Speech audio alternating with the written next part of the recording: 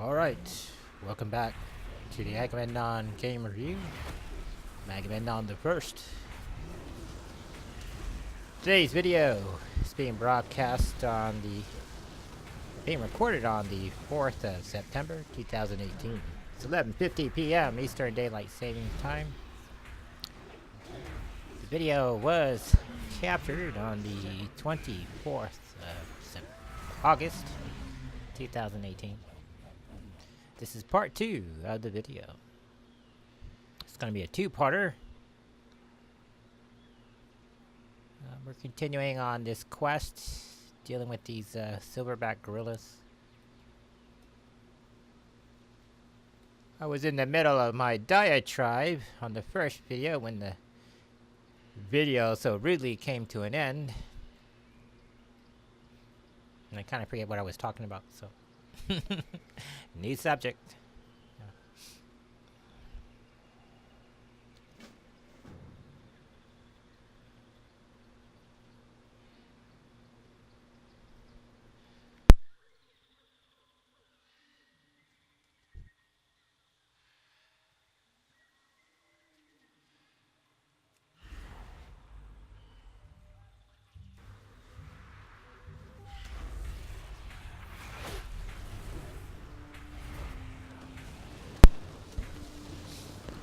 So, we were helping out this guy. Free his people. I believe I was talking about, first they can understand about oppression.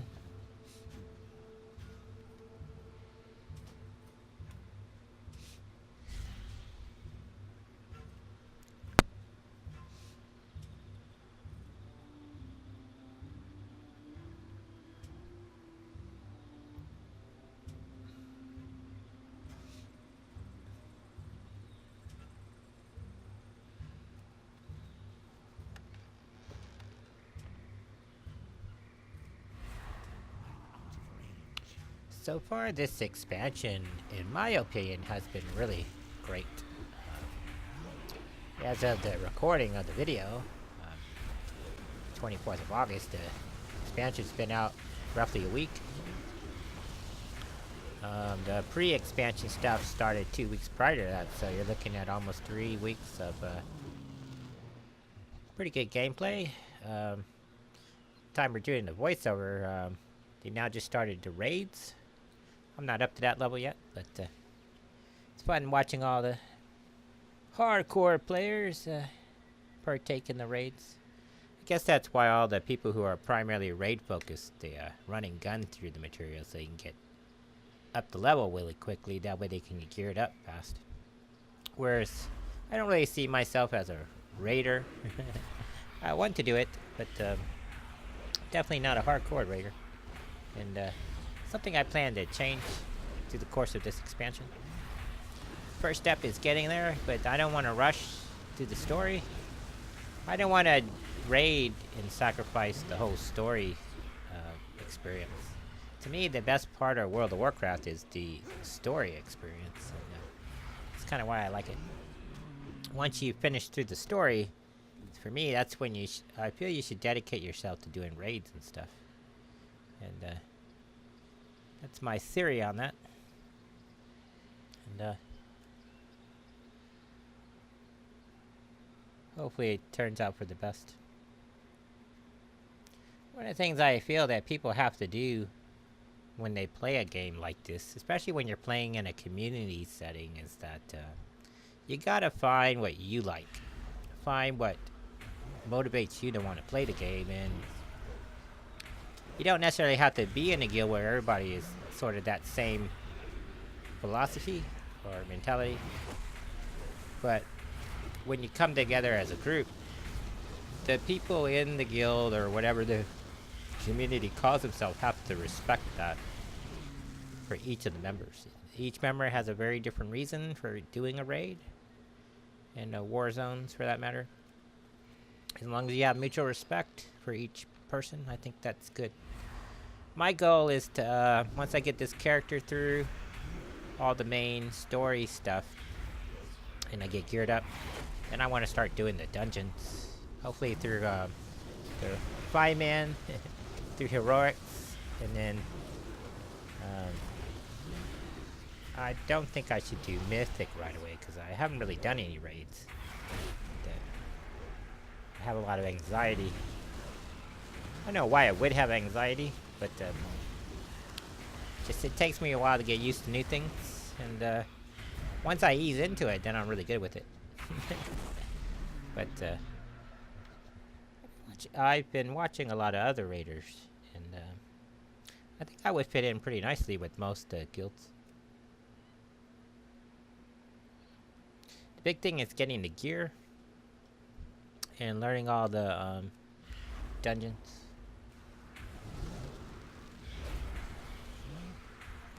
Of course, I would play it as a proper demonologist, where a lot of warlocks I see in raids are affliction, some destruction. But my theory is that I think people use affliction mainly because it can move very well. With raid, sometimes you gotta move a lot. There's a lot of movement.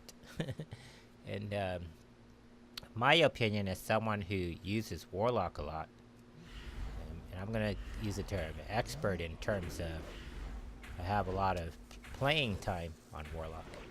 From an experience point of view, is that demonologists and destruction aren't very mobile classes.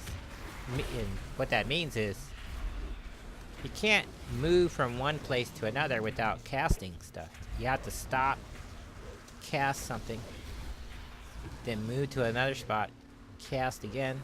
The only real spell like demonologist has on the move is Doom. And when you're in a big setting like that with other people, all Doom really allows you to do is to coordinate your battle with your horde. One thing with destruction is you don't have to be single target focused. You can like have some demons attack one guy, you can have another one attack a different guy, and it's all how you space out your demons. And when you're going through the quests like this is the time to practice those kind of things, and that's what Doom allows you to do in the game.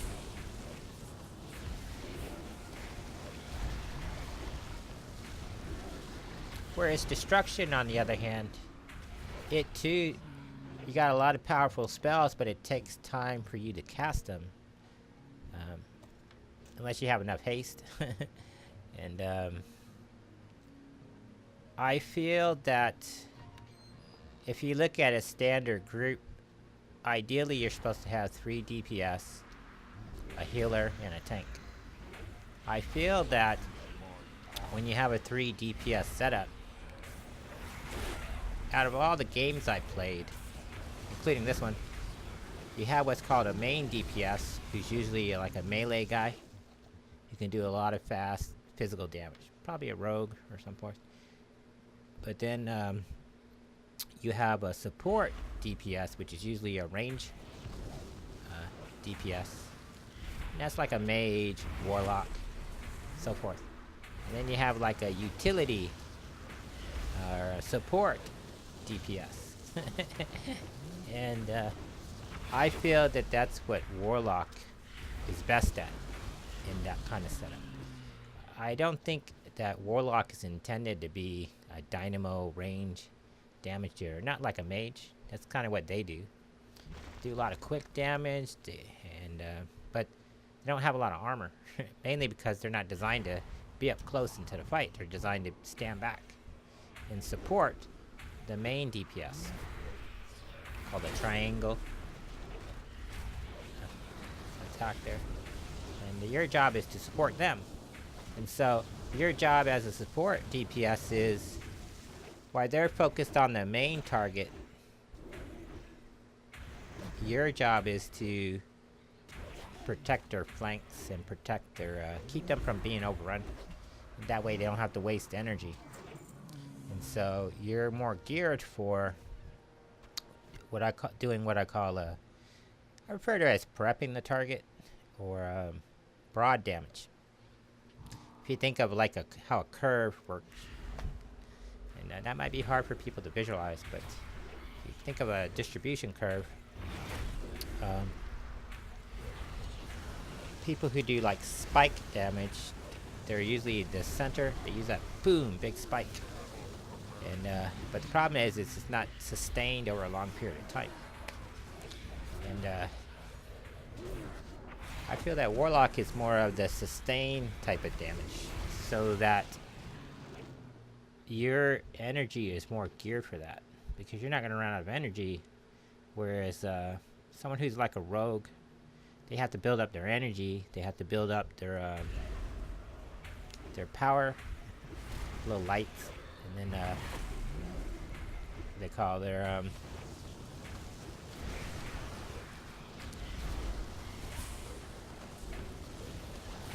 I call it a rage meter, but that's not it. But anyway, they have to build up their energy, and then boom, maximize their damage. Mage the same way. They have to build up their energy, so not running out of energy. They can pace themselves. Your job is to do the workforce type damage. And that's really where I feel that Warlock fits into the larger picture. Now, how that translates to a 30-man team is, I would think if your guild is structured right, or your raid group is structured right, they organize you into 4 or 5-man teams, right? And within that structure, you would work as a unit. And that way, if you're always working with that unit, you learn how those people within that unit play, and you know how to support the people within that group. And on a tactical level, that's how I think it would work.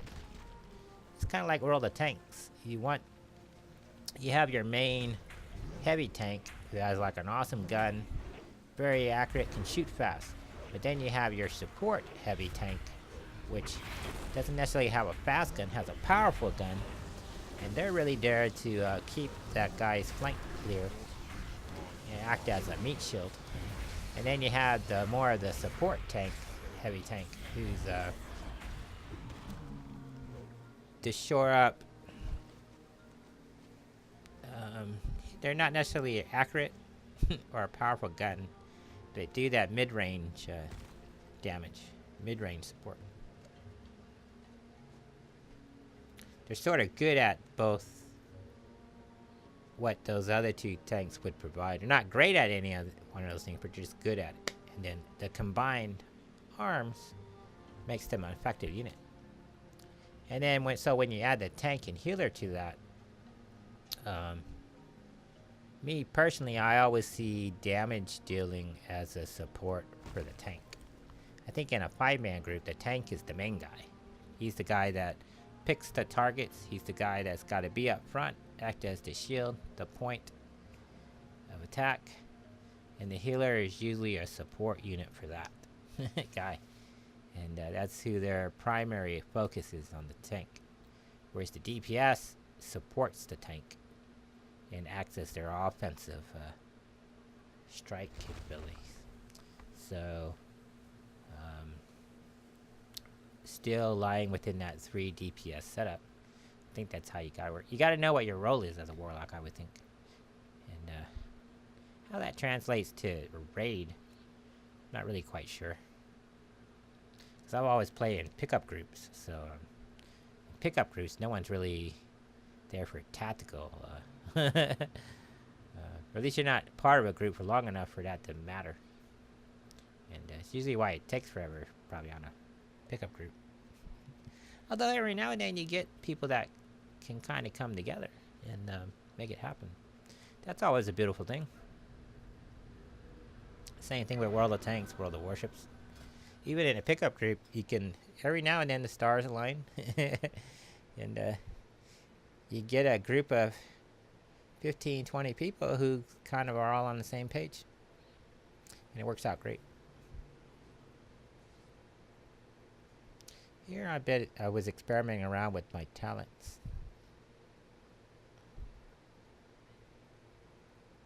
Since it's kind of new to me, I've been evaluating all these different powers and what's the best way to utilize them. And I kind of see with demonology, if you look at the ones that are more demon focused, they kind of make sense when you look at them in a systematic way as opposed to an individual power. With Warlock and Demonologist, your powers are designed to work within a certain system. That's why knowing what your role is in battle is important. So, if you know your primary role is a support DPS, then you have to gear yourself up and set your trays up accordingly. And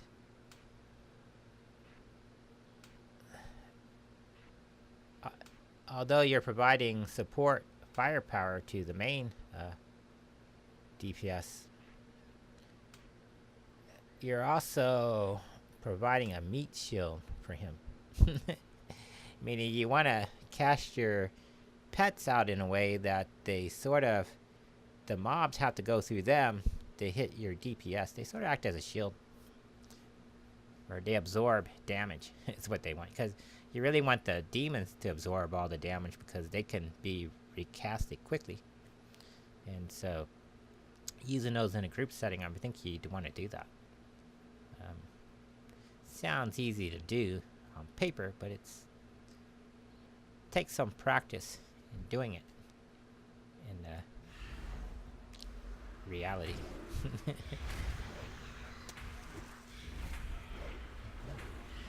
But I was going through the little talent tree there and experimenting around with all the different demon options they give you there in war mode. And this goes back to what I was talking about in previous videos about the Warlock is very susceptible to like being attacked by rogues. Or anyone that can inflict a lot of stun damage on you. And I was studying the feasibility of loading up my 2-bar with anti-stun powers, and I don't know if that's an effective way to play Warlock. It might be better to just be stunned, so that your main Warlock is taking the stun, and then your demons are doing all the attacking. Right? So, I was looking at different powers to cast. Because the two that they give you, which are instant cast, are the Felguard and the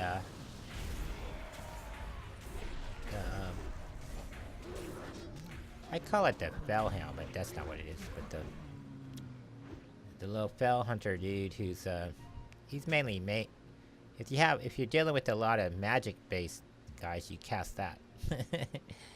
But so in the newer videos that I'm doing, I'll be going with the Succubus as the main tank, the main demon, and then I loaded up the Fell Hunter and Felguard, and I used one for if I get stunned, you immediately cast Felguard because they do physical damage, and he swings that mallet around, which clears out the area around you. So even if they're stunning you, they got to get within melee distance to do it. And then your Succubus will take care of everything outside that range. And then your little Fell Hunter dude will take care of all the magical guys trying to stun you. And then you drop your little bomber guys on them. And you're kind of seesaw between bombers and your little Fell Lord there.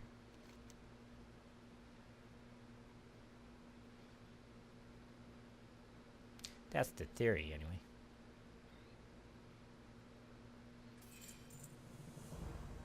So we're turning in a couple of these quests.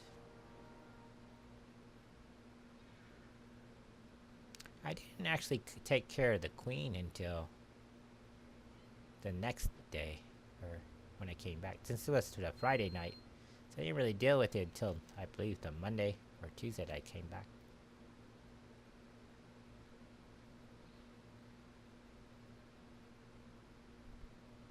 But last week was weird because the weather I live in Florida, so we were experiencing the tropical wave over there.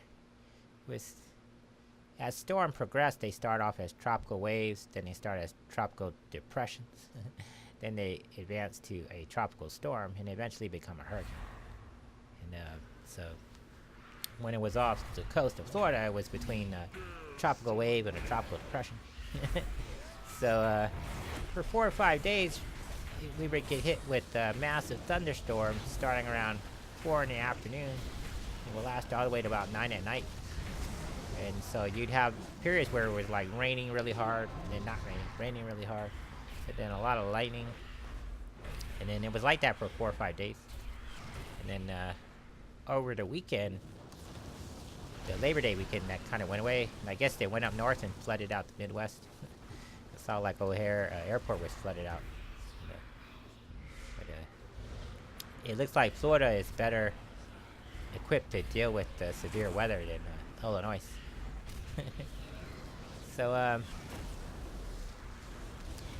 this week we're having to deal with an actual tropical storm and a hurricane, but it's far enough west of us. It's way out in the Gulf, so all we had really today was just a lot of wind.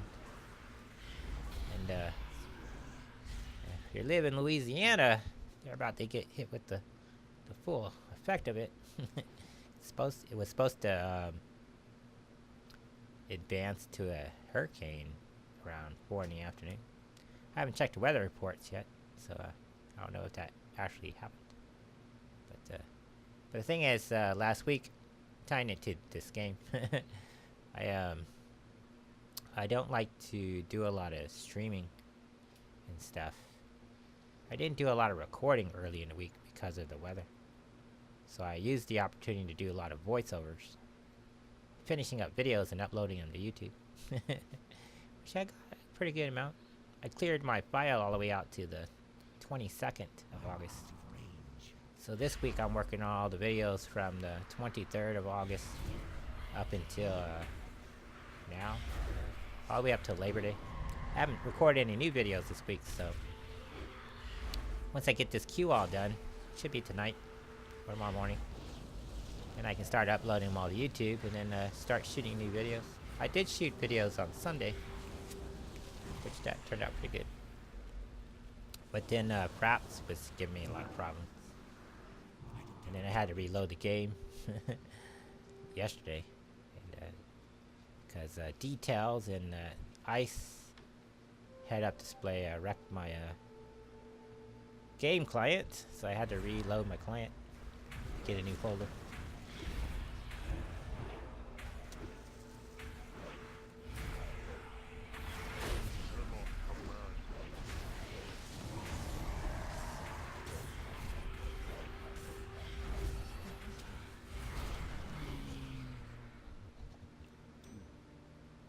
Now, some people have asked me about the slow pacing that I go through here. I like it. I find it to be exciting. For some people it might be boring, but I think it's exciting. I like taking my time, and I think it builds a lot of tension in the story, and I like to take my time and savor the moment and enjoy the game. This is fun too, sitting back and watching the gameplay and commenting about it. It's kind of like a reaction video to your own stuff.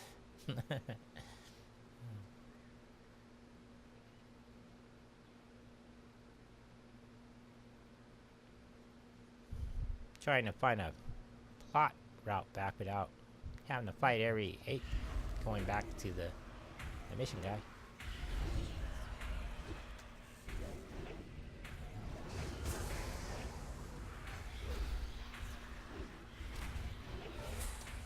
But XP is XP.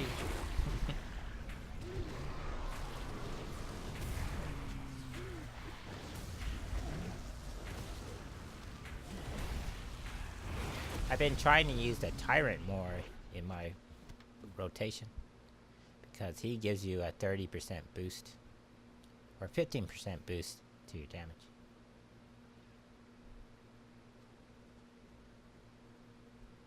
Now, I've been picking a lot of defensive powers with my Azeroth stuff, and it's giving me concern that maybe my guy won't be as offensive as necessary, but I feel that if you're a support DPS, you're not really designed for quick spike damage, and you need to be able to stay alive longer in that sense. I feel defense is the way to go for a demonologist, because you can't rely on the healer to heal you all the time, and you can heal yourself. So if you can stay alive and mitigate a lot of damage, even with cloth armor and through your spells, I think you go a longer ways of supporting your team and your raid group by making it harder for people to kill you. I mean, one of the first things you learn about combat is don't die, stay alive. Any kind of war game, that's the first thing they want you to learn, is don't die.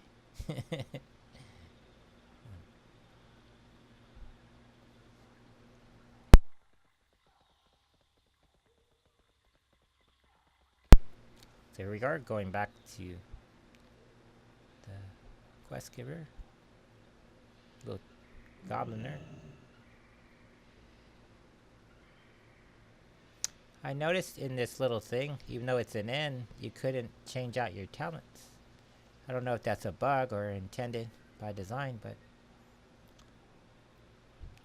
you couldn't change your talents in this N here.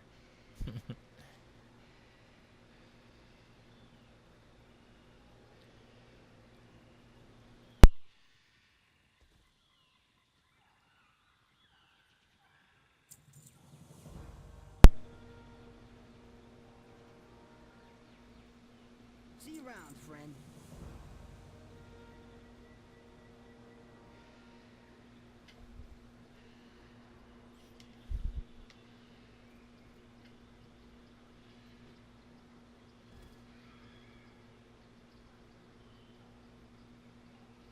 I think I just stopped here for the night.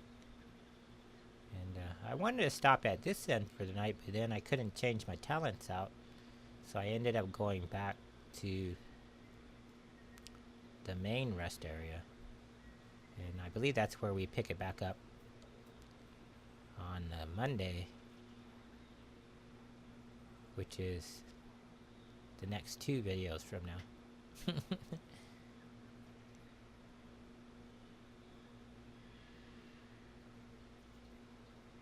See, I walked around, and the little rest thing didn't start up.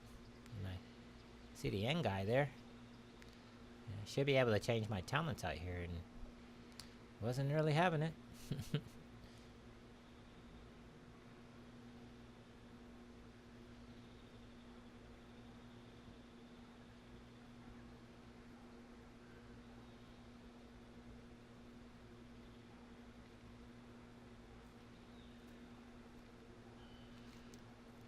I was just commenting that's the nicest inn I've been in since I've been in Zandalar.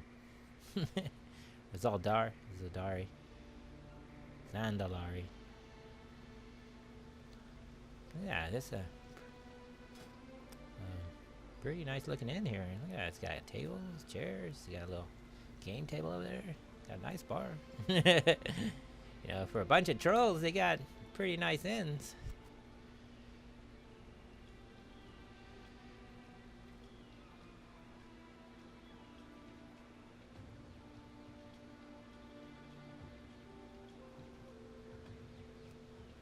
Okay, so I must be in a rest area to change that up. I'm in a rest area, right?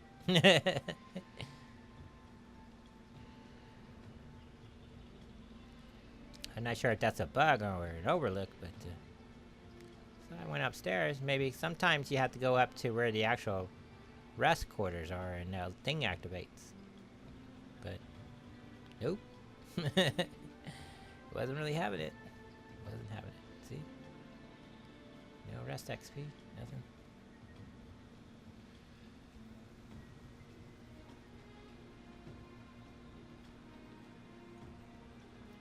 Seeing if there was a place like below this. Nope.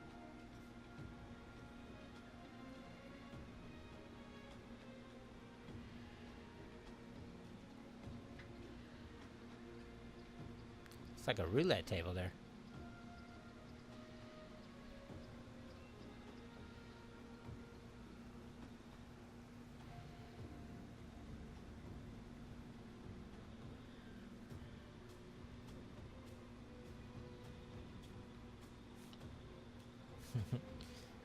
Guys say, did they pay you to say that? I was like, what?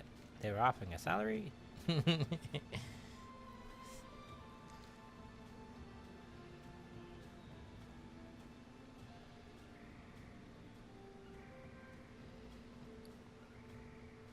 The undead never gets any respect. So I had to go over to the flight guy.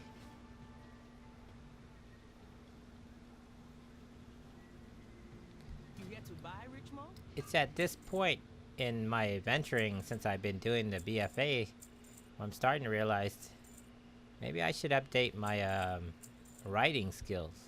You know?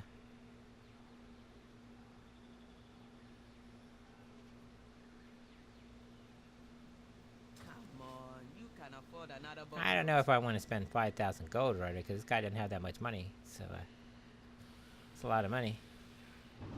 If this was my other character, I would have already have bought that, but this guy's still poor.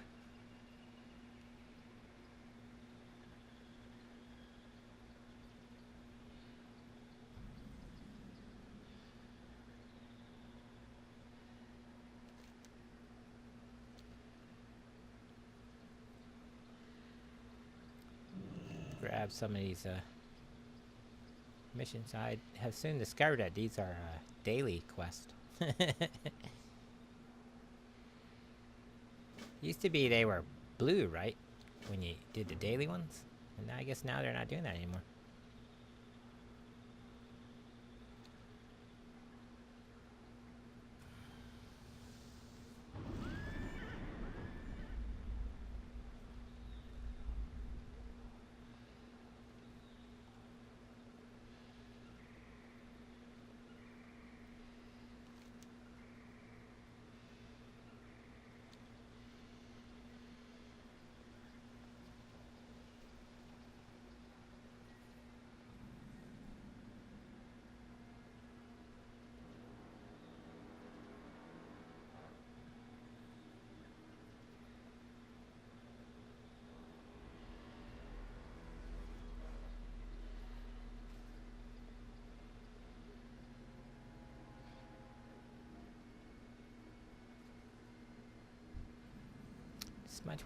This is pretty much where we ended it for the night. Friday.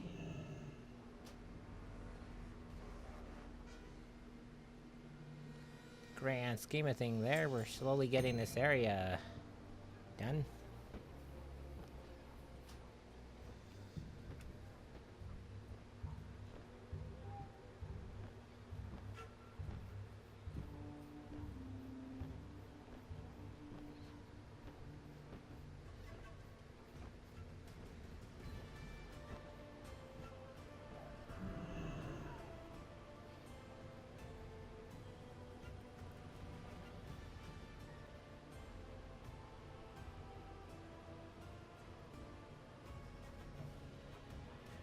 Well, this is going to be the end of this episode. Hope you've enjoyed this series so far. There's plenty of more coming up. The next video is going to take place in Pandaria, as it's our Sunday night alt night. And then the video after that will be what occurred the following Monday, picking up this storyline. Hope to have fun. Take care. Bye-bye.